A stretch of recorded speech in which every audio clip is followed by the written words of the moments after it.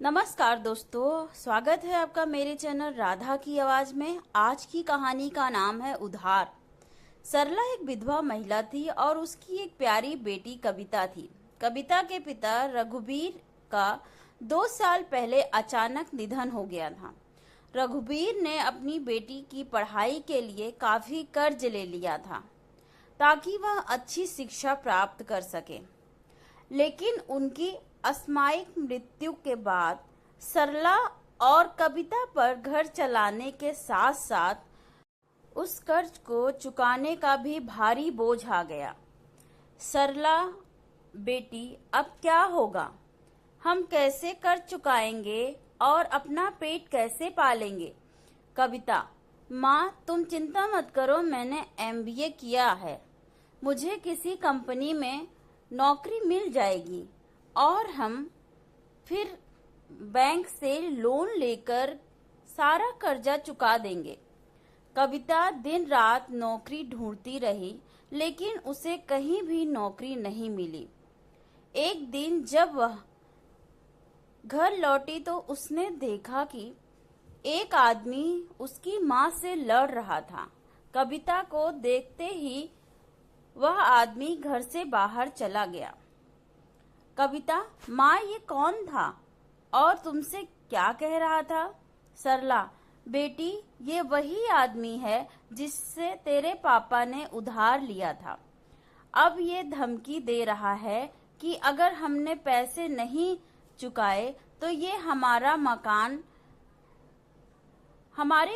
पर कब्जा कर लेगा। कविता, माँ तुम चिंता मत करो, हम अब नौकरी के भरोसे नहीं बैठेंगे।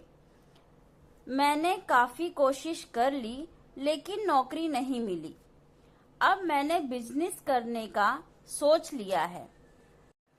सरला, बेटी जब खाने के लिए भी पैसे नहीं हैं तो बिना पैसों के बिजनेस कैसे करोगी? कविता, माँ तुम मुझ पर भरोसा रखो, मैं सब कर लूंगी। बस एक बार मुझे करने दो। अगले दिन कविता दोपहर में एक हाथ ठेला लेकर घर आई। सरला, ये क्या है, इसे क्यों लाई? कविता, माँ इसी ठेले से हम अपना बिजनेस शुरू करेंगे। सरला, लेकिन तुम करोगी क्या? कविता, माँ तुम्हें तो पता है मुझे कुकिंग का कितना शौक है और फिर मैंने एमबीए भी किया हुआ है, तो मुझे बिजनेस करने का भी समझ है। हम दोनों मिलकर टिक्की और चाट का ठेला लगाएंगे। मैंने एक दुकान वाले से बात की है जो पापा को अच्छे से जानता था। वह हमें 1 महीने के लिए सामान उधार देगा, बाद में हम उसे पैसे चुका देंगे। सरला, मैंने और तेरे पापा ने तुझे इसी दिन के लिए पढ़ाया था कि तू बाजार में ठेली लगाए। समाज में हमारी इज्जत धूल में मिल जाएगी। यह सब बंद कर और कोई छोटी मोटी नौकरी कर ले। मैं यह नहीं करने दूंगी। कविता, माँ मेरी पढ़ाई बेकार नहीं जाएगी। उसी पढ़ाई के दम पर मैं एक बिजनेस खड़ा करूंगी और दूसरों को नौकरी दूंगी। मुझे बस 1 साल यह करने दो। अगर यह नहीं चला तो मैं नौकरी कर लूंगी। सरला, नहीं, मैं तुझे यह सब नहीं करने दूंगी। कविता, माँ मुझ पर भरोसा करो, आपको पापा की कसम। आखिरकार सरला मान गई और एक शर्त रखी कि अगर 1 साल बाद बिजनेस नहीं चला तो कविता को नौकरी करनी पड़ेगी। अगले दिन से सरला और कविता ने मिलकर टिक्की बेचने का काम शुरू किया। संघर्ष की शुरुआत पहले दिन बहुत कम टिक्की बिकी और काफी सामान खराब होकर फेंकना पड़ा। अगले दिन भी ज्यादा कमाई नहीं हुई। सरला, मैंने पहले ही कहा था कि यह नहीं चलेगा। कविता, माँ देखती जाओ, मैं कुछ नया करके दिखाऊंगी। अगले दिन कविता ने ठेले पर एक बड़ा बैनर लगवाया जिस पर लिखा था MBA टिक्की वाली, एक टिक्की के साथ एक टिक्की फ्री। सरला, अरे इससे तो हमारा बहुत नुकसान हो जाएगा। कविता, नहीं माँ, यह बिजनेस करने का एक तरीका है। पहले हम लोगों को फ्री देंगे जिससे वे हमारे स्वाद को पसंद करेंगे। बाद में यह स्कीम बंद कर देंगे और तब तक लोग हमारे ग्राहक बन जाएंगे। वैसे भी जो सामान बचता है वह हम फेंक ही देते हैं। कुछ दिनों के भीतर कविता की टिक्कियां मशहूर हो गई। लोग फ्री वाली स्कीम के साथ बाद भी उसकी टिक्कियों के दीवाने हो गए और रोज ठेले पर लाइन लगने लगी। मुसीबत का सामना एक दिन जब सरला और कविता टिक्कियां बना रही थी, तभी वह आदमी फिर से आ गया धमकाने के लिए।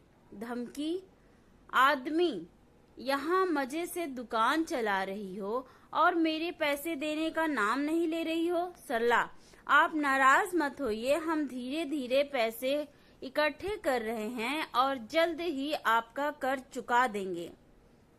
भरोसा रखिए, थोड़ा समय दीजिए। आदमी, कल तक मेरे पैसे नहीं मिले तो मैं ठेला फेंक दूंगा। तभी एक नौजवान लड़का राहुल वहां आया और बोला, राहुल, माँ जी, ये आदमी आपको क्यों परेशान कर रहा है? आदमी, तुझे क्या मतलब है? चल भाग यहाँ से। राहुल, माँ जी, क्या बात है, बताइए। सरला ने राहुल को सारी बात बताई। राहुल, देखो, कल तक पैसे तैयार रहेंगे, इसके बाद अगर तुमने इन्हें फिर से तंग किया तो मैं तुम्हें पुलिस के हवाले कर दूंगा। आदमी ने धमकी दी, कल मेरे पैसे तैयार रखना वरना अंजाम बुरा होगा। कहकर वह चला गया। सरला चिंता में डूब गई। सरला, बेटा, कल कहाँ से पैसे आएंगे? राहुल, माँ जी, चिंता मत करो, मैं आपके कर्ज का भुगतान कर दूंगा और इसके साथ ही मैं आपके बिजनेस में भी पैसा लगाऊंगा। राहुल ने सारा कर्ज चुका दिया और कविता के बिजनेस में भी पैसा लगाना शुरू कर दिया। उसकी मदद से कविता ने पूरे शहर में टिक्की की छोटी छोटी दुकानों की श्रृंखला शुरू कर दी। कुछ ही समय में उनका बिजनेस तेजी से बढ़ने लगा और उन्हें बहुत मुनाफा हुआ। नई शुरुआत समय के साथ सरला और कविता का बिजनेस बहुत सफल रहा। राहुल की मदद से उन्होंने अपने सपने को साकार किया। एक दिन सरला ने राहुल से बात की और उससे अपनी बेटी के लिए सबसे अच्छा जीवन साथी माना। जल्द ही सरला ने राहुल और कविता की शादी करा दी। दोनों ने मिलकर अपने टिक्की बिजनेस को और भी ऊंचाइयों तक पहुंचाया और वो शहर के मशहूर उद्यमी बन गए। ये कहानी हमें सिखाती है कि जीवन में कठिन से कठिन परिस्थितियां कितनी भी बड़ी हों क्यों ना हो, मेहनत, विश्वास और सही सोच से सब कुछ हासिल किया जा सकता है।